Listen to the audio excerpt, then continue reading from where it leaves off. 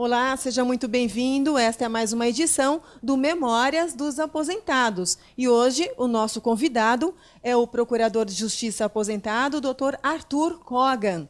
E participa também da nossa entrevista a doutora Cirdêmia da Gama Boto, ela que é diretora de aposentados da Associação Paulista do Ministério Público na gestão 2013-2014. Obrigada, Dr. Kogan, pela presença. Doutora Cirdêmia, muito obrigada pela participação.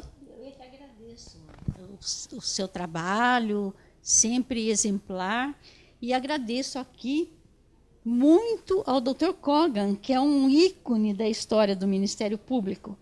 É um exemplo para todas as gerações, as que passaram, as que estão aqui e as que virão. Dr. Kogan é uma figura ímpar, uma figura que lutou e viveu o Ministério Público e merece todos os nossos aplausos. Dr. Kogan, foram mais de 4 décadas de vida ativa no Ministério Público. O senhor poderia falar um pouco dessa época? Eu prestei concurso para o Ministério Público no final do segundo semestre de 1952. No dia 25 de dezembro de 1952, saiu o resultado do concurso. Na época, a carreira tinha 12 cargos de substituto. E para se preencher por concurso esses 12 cargos, era necessário que estivessem vagos os 12 cargos. Aí nascia a dificuldade e a demora de concursos, porque era muito pequeno o número na época. No dia 19 de janeiro de 53, é que nós tomamos posse e aí iniciou-se a nossa carreira do Ministério Público. Doutor, como é que foi o concurso do senhor? O concurso do Ministério Público naquela época era cerebrino, porque eram pouquíssimas as vagas, 12 vagas, que corresponde a uma dificuldade muito maior para o número de candidatos, pequeno pelos que tem hoje, mas hoje as vagas são muitas. E para disputar 12 cargos era um verdadeiro fim de mundo. A prova era completamente diferente do que existe hoje. Todos iam até o final. Fazia-se uma prova escrita e todos iam para o oral. Este exame oral é que era draconiano. Existia a chamada arguição recíproca. Então, todos os candidatos tinham que estar durante todos os dias do concurso, no salão do concurso, e começava-se fazendo o sorteio de 2 candidatos. Em uma mesa como essa, lá um candidato, aqui outro, e ali a banca de concurso assistindo. Durante 15 minutos, cada candidato tinha o prazo, com toda a legislação na mesa, para arguir o seu colega. Havia a chamada arguição recíproca, que era draconiana, digo eu, porque a finalidade de um candidato era derrubar o outro. Quer dizer, os colegas se tornavam algozes dos seus próprios colegas, porque representavam um candidato a menos para as poucas vagas que existiam. Então, durante 15 minutos, um examinava, perguntava livremente, discutiam, depois o outro examinava, aí passava-se os dois a serem arguídos pela banca. E a banca aproveitava o que eles fizeram na arguição recíproca para cobrar deles e para fazerem as arguições normais. A banca era formada pelo procurador-geral, que era o seu presidente, que permanecia o tempo todo presidindo todo o concurso, e mais 4 subprocuradores de justiça que corresponderiam aos hoje procuradores de justiça. O cargo era subprocurador de justiça. E se fazia bianualmente uma eleição de 4 subprocuradores para constituir o Conselho Superior do Ministério Público. Eram donos de todo o Ministério Público, porque eles que faziam o exame, eles que faziam as promoções, eles que aplicavam as penalidades, enfim, todas as funções que hoje existem no Ministério Público eram exercidas por esses 4 subprocuradores presididos pelo Procurador-Geral. O período de promotor substituto foi muito pequeno, porque havia inúmeras vagas no estado todo. Péssimas comarcas, mal situadas, que estavam vagas, e existia naquele tempo o promotor substituto interino, nomeado pelo secretário da Justiça na pasta da Justiça. Então era grande o número de promotores substitutos interinos que compulsoriamente eram inscritos quando vinha o concurso oficial. A permanência como promotor substituto foi de alguns meses, porque logo mais nós já tivemos as vagas e fomos todos promovidos. A primeira comarca, Nova Granada. Além de Rio Preto, não tinha nenhum calçamento, matadores profissionais, era uma cidade bastante preocupante.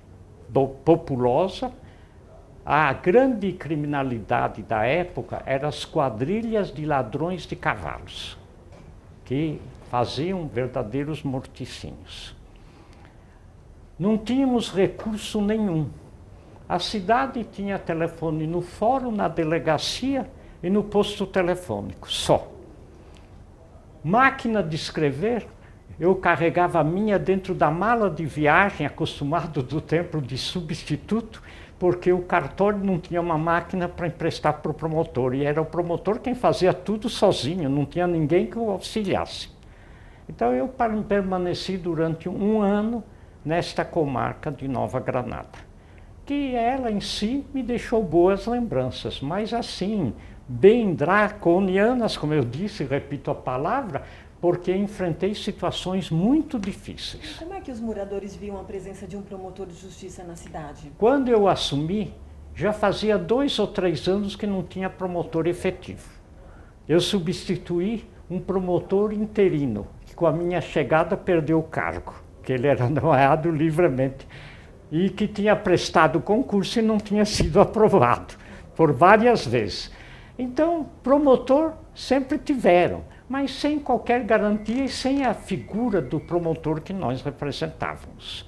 Todo o respeito possível, nada a dever para a população, mas muito perigoso para o seu exercício, pela forma com que se fazia. A polícia muito pequena, uma delegacia de polícia, um pequeno destacamento, um sargento comandando, e numa das audiências, enquanto sentados na mesa, o advogado de defesa, que era de Rio Preto, porque na cidade de Nova Granada só tinha 2 bacharéis exercendo a função, eu e mais o réu, que era de uma quadrilha de ladrões de cavalo, aguardando o juiz que atendia uma senhora, ele me disse: doutor, o dono da outra, o comandante da outra quadrilha, meu adversário, e a quem eu denunciei por um fator que o levou à cadeia e ele está preso, vai me mandar matar.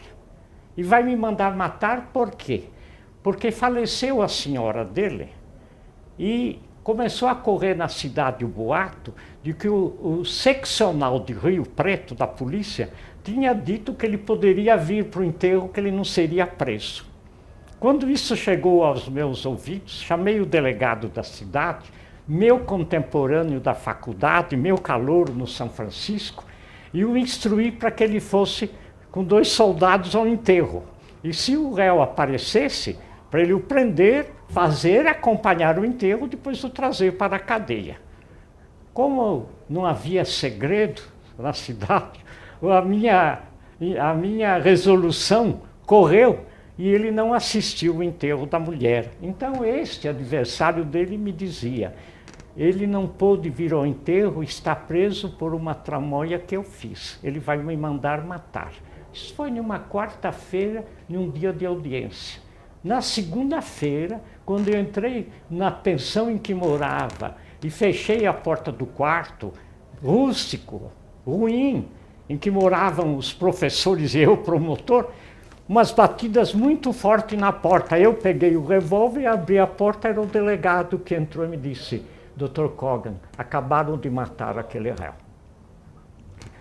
O senhor vê como era preocupante a situação nessa comarca de Nova Granada nos anos de 1953. Quanto tempo o senhor ficou lá? 1 ano. Eu consegui, à véspera do meu casamento, marcado para 26 de dezembro, uma remoção para uma cidade chamada... uma pequena cidade perto de São Carlos. Uma cidade maravilhosa, sem problemas sérios, sem qualquer agitação. E onde eu montei a minha primeira casa de casado, e foi um ano maravilhoso. Cordial. A única figura que destoava do ambiente era o juiz, com quem eu tive seríssimos problemas e me tornei campeão de correções parciais, porque eu encostava na parede. Que naquela época a correção parcial era feita da seguinte forma: era uma lei estadual que estabeleceu a correção parcial, a gente interpunha a correção requerendo ao tribunal, mas despachando com o próprio juiz. O juiz já tinha que informar a petição e mandar informada para o tribunal. E eu me tornei campeão de ganhar correções parciais contra este juiz.